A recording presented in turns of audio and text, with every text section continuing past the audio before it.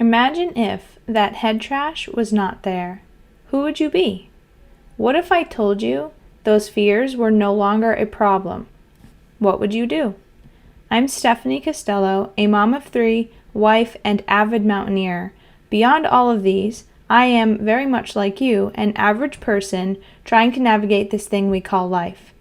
My goal with this podcast is to bring to light the truth about what intimacy really is. You may smile, feel called out, or learn something new. Either way, you will learn you are in control. Please join me in welcoming Caitlin Johnson-Reeby, who is a pure romance business owner since 2008. She is dedicated to teaching women about sexual health and wellness and providing them with a safe space to learn and talk about things that are often taboo or misunderstood. Through small women's get-togethers, one-on-one sessions, and couples consultations, she has been able to help women claim their independence, confidence, and sexual well-being. In 2002, she moved to Austin, Texas to build her business in a new area and widen her scope. Through pure romance, personal training, women's self-defense, and many other lifestyle modifications, nutrition, mindfulness, organization, etc., she hopes to help women become the best version of themselves that they can be. We must fill our own cups before we are able to fill those of the loved ones around us. All right, everybody. Welcome to the Intimacy Truth podcast, where we have Caitlin joining us today. I'm very excited to have you. Thank you for having me, Stephanie. You're very welcome. So today's topic, we are going to talk about turning life's lemons into lemonade. So tell us, where did your journey start when you were turning your life's lemons into lemonade?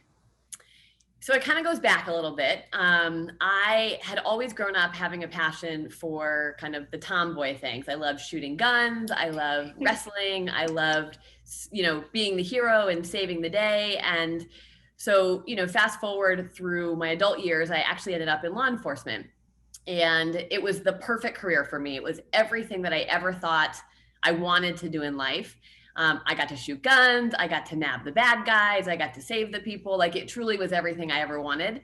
And I found that I was really good at it. I got promoted super young. I was recognized by the state for some things. Like, it was just a really good fit for me. And I did really well. And I had great mentors. And I loved what I did. I never had a day where I was like, oh man, I don't want to go to work. Like, I looked forward to going to work. I picked up overtime because I loved what I did. And I really loved how I was able to give back to the community. That's always been something that's been really valuable to me in my life, is being able to give back. And so it kind of checked all of the boxes that I ever knew I wanted checked. Yeah. So did that for, a total of 6 years. And unfortunately, within the last 1 to 2 years of that career, we had a transition in leadership, and a new chief came in, and it was a very negative turn of events. And it was, I didn't want to go to work anymore. And I felt like I was harassed, and I would be cornered in rooms and screamed at. And it was very uncomfortable to go to work. And I felt, like it wasn't a safe space. Like, I didn't feel like I could trust my coworkers anymore. And it was because I was a woman, and I'd never felt that before. Being on patrol, you have to trust your brothers implicitly. They've got your back, you've got their back.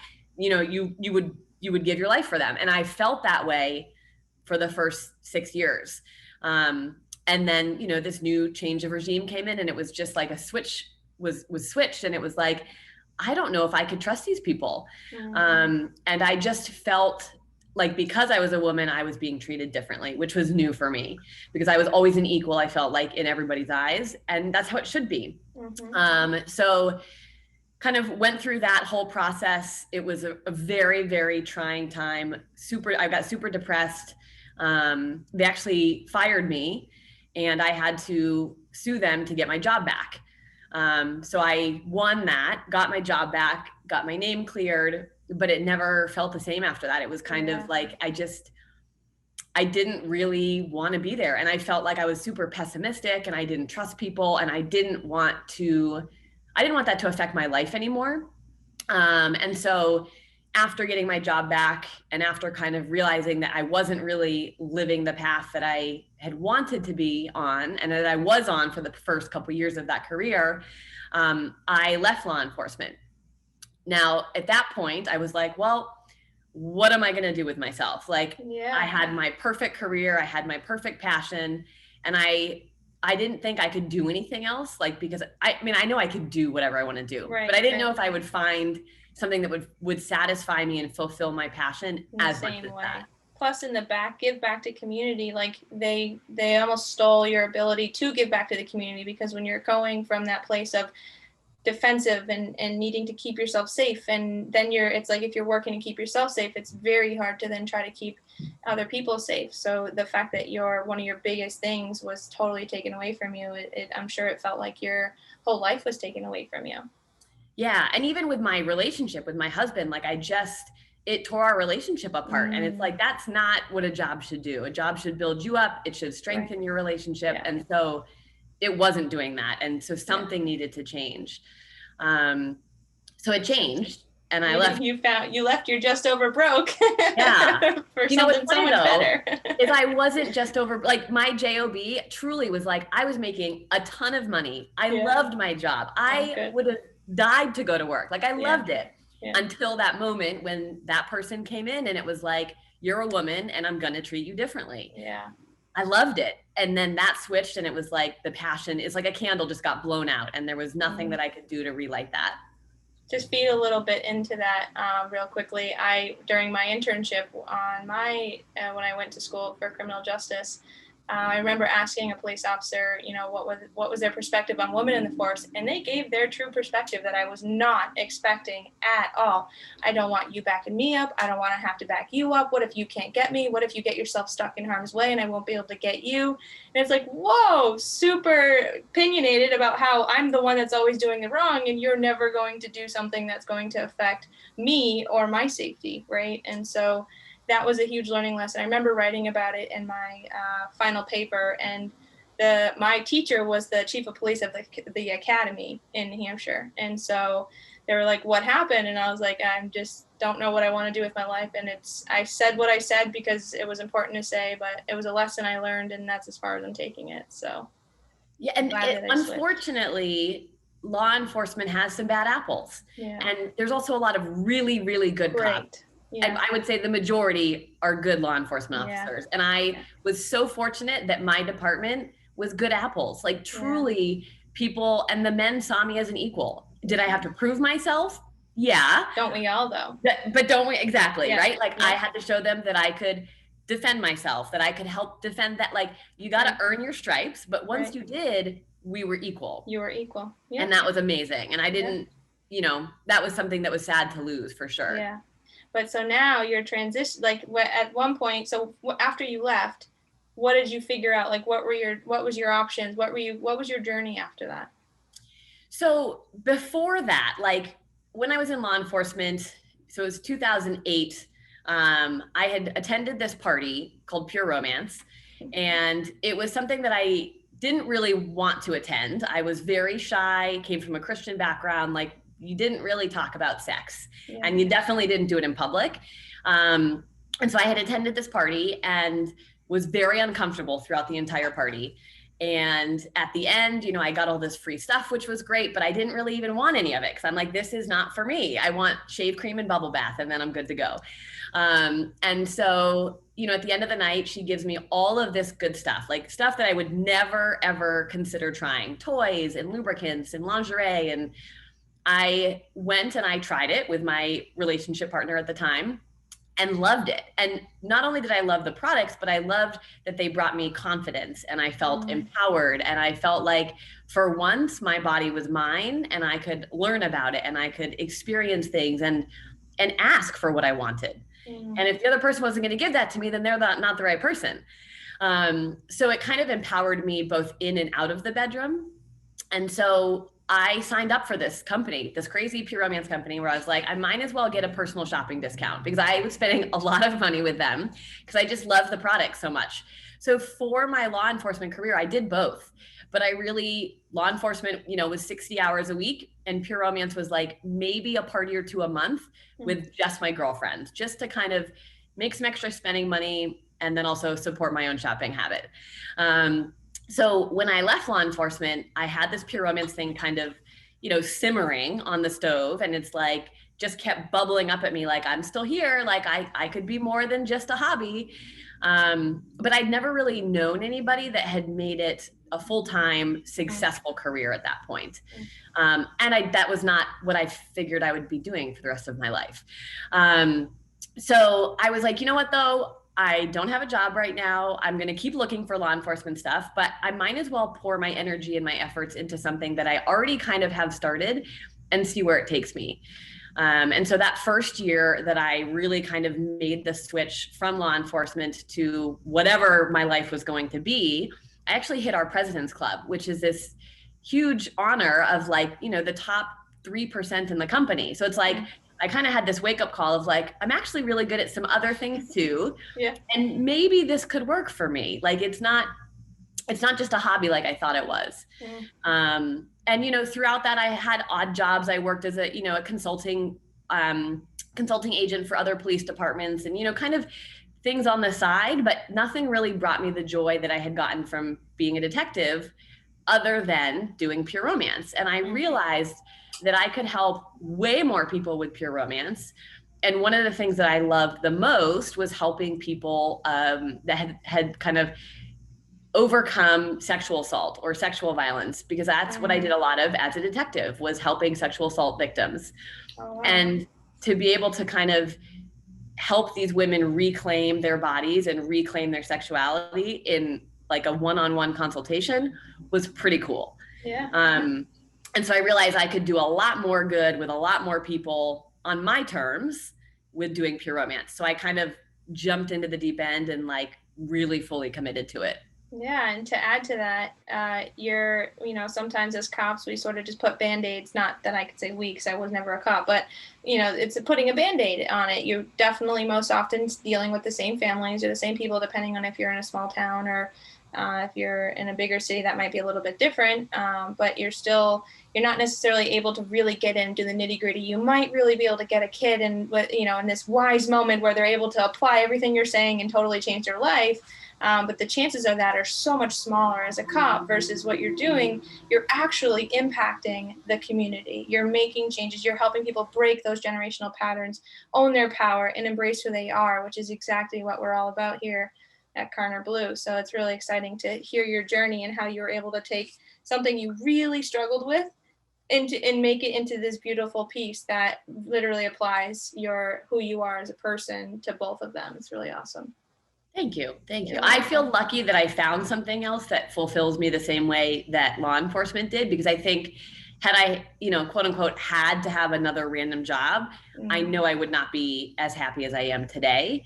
And yeah, have there been struggles? Of course there have, but there is with any job in any lifetime, you're going to have struggles. But at the end of the day, I go to bed loving what I do, and I wake up looking forward to talking to new people to help them change their lives. Yeah, which brings us right back to life's lemons into lemonade. You literally took things that were being thrown at you that you had no control over.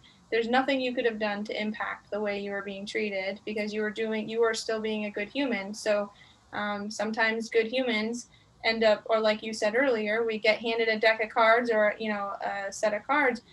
That might be a crappy set of cards, but it's how we play with it is really what's going to change the outcome of our life. And you took what you had and made it impactful for yourself and for many other people. So yeah, you got to try. I mean, if you don't, what are you going to do? Sit and wallow in self-pity? Like, that's not a fun place to be. And it's not fun for other people to be around you. And like, it's not a good look. Like, I don't think that benefits anybody. And so it's like, you got to put your big girl panties on and like, make it happen. Whatever it is, make it happen. And stop complaining. Like, just get up and make that lemonade. Yes, it's so awesome you're saying that, because I'm sitting here like talking to you as if I don't know you, better than I do know you, right? Because I'm so used to interviewing. So it's like, but that was when you met me. I think it was before I got diagnosed with PTSD. It was. No, it was at, well, yeah, way back when you met me. Yeah. Yep. So originally we met, back when I was 18. We don't need to go into details about where we met because no one wants to go back there, but at a job. And then, life kind of passed by. And then all of a sudden here I am at this party with you're being this consultant and having done, before. So we met you originally, before we had kids. And then when I started doing the journey with you, I had PTSD, and to really, have to raise a family, to then get diagnosed with PTSD and have no idea what is going on in my life and how to handle parenting or myself or my relationship. It was such a chaotic time, and being able to take what Pure Romance had to offer and apply it to my life, it's been astronomical what you can do when you do take those lemons and you try to figure out, like, what am I going to do with this and how am I going to transform it so it helps me get to that next step in my life, so I'm super grateful for that invitation to that party. And I remember that night, like, same thing as you, like, oh, there's some cool stuff in here, but like, yeah, I don't know. And now it's like, I'm being asked, women are asking me, well, how do I appropriately stimulate my body? Or, how does my body even need to be stimulated or need to be properly cared for? And that conversation is just so empowering when when someone's going from nowhere and then you totally changed their confidence in who they are and how they're experiencing their relationships.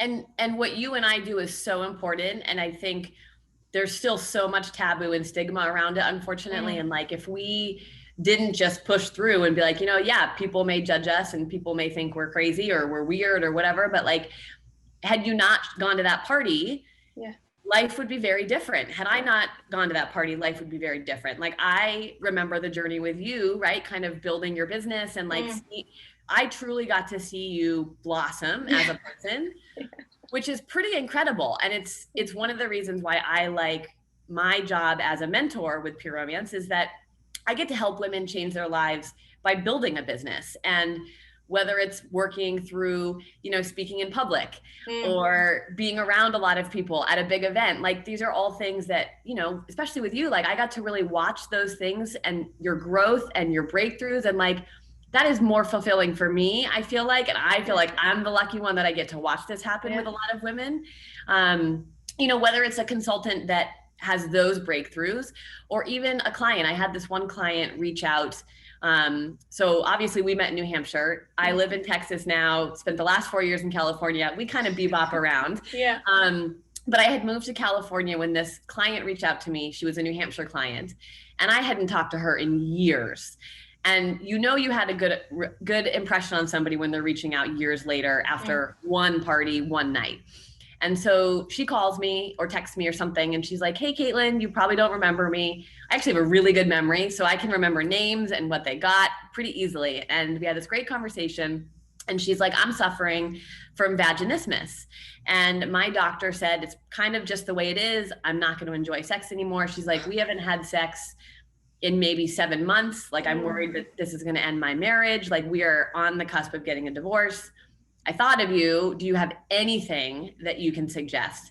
I mean, her doctor had pretty much told her, sorry, too bad. Like, this is what your life is, which, number one, is horrible. Doctors need to be more educated about this kind of stuff. Yeah. And I suggested this specific toy that heats up and specific lubricant and a couple other things. And I said, please give me your feedback. Like, try these things, let me know. So she orders her things. And a couple months go by and I'm like, well, I'm probably not going to hear back from her for a while. It didn't work. Yeah. And she sent the nicest, I can't remember if it's an email. I think it was a long email of like, number one, you saved my marriage. We're staying together. Number two, I can actually enjoy sex again. And number three, like, I realized that there's life after these diagnosis when the doctor said there wasn't. Like, that's pretty amazing to be able to have that profound impact on somebody. More than one person, right? Her partner, they had children. Like, to be able to think that we sell more than just a toy that really, truly changes lives. Like, it's a pretty cool industry to be in where one thing can make that big of an impact. Yeah. And she took life's lemons and made lemonade with it, right? Like She totally did. she was like, I am not taking this for an answer, and I'm going to find my way. And just because you get a no doesn't mean you have to, or a you know, a deadline, or you get something from somebody else who's telling you this is what your life is going to be. That doesn't have to be the answer. You totally have the opportunity to find other answers and find new ways, and making it make your life what you want it to be versus what other people are telling you it's going to have to be. It's so empowering to make that switch into control, owning your power. Yeah. Yeah. And it's cool to watch, like to even be a part of that in whatever capacity. That's really, that fills my cup probably more than anything else. Yeah, totally. This has been such a great conversation. I'm so glad we kind of like, we ran the gamut, but it's also like, so everything, all the pieces really went together. So thank you for being here, and thank you for taking the time out of your day to share us about your excitement. Oh, real quickly, how can people find you? So Facebook, website. So my website is www.prbycr.com. So Caitlin Reby is my name, prbycr.com. You can find me on Facebook, just Caitlin Reby, R-E-B-E. And my website, prbycr.com. You'll find my phone number, my email. That's probably the easiest way to get in touch with me. Text is great because it's easy, it's quick. I can send you over some links. But yeah, definitely hit me up, you guys. I do ladies' nights. I do consultations for couples, individuals. And I really am looking to kind of continue helping women build a business. If they are looking for some financial freedom, they're looking to get out of that job. Maybe they have the asshole boss like I had, or they're just looking to make some new friends and get out of the house. Like there's so many different types of women that do this. And it can be a part-time, a full-time, a hobby, just online. You really can kind of make what you want of it. Absolutely. It runs the gamut. So what we'll do is make sure you check the show notes, and all your links will be in the show notes. So again, thank you for being here. Thank you so much. Bye. You're welcome.